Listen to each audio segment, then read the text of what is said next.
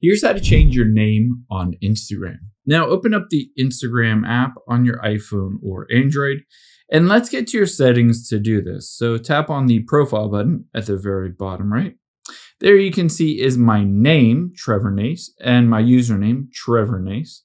But if you want to change that name, we need to tap on those three lines at the top right. And from here, get to the account center. Now, keep in mind, most people have the account center linked between Instagram and Facebook. If you change your name on Instagram, it might automatically change that name on Facebook. If it does that, I'll show you how to turn it off if you don't want that to happen. Now, from here, you can see at the very top profiles. Let's tap on that.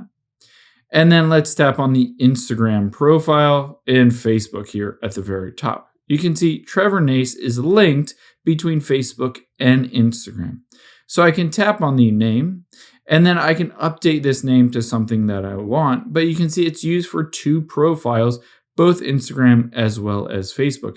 Let's say we don't want that to happen. Let's just go back out of here, tap on the Instagram option and turn off sync profile info and hit stop syncing. This will prevent the syncing between your new name on Instagram and pushing it over to Facebook if you don't necessarily want to change it on there.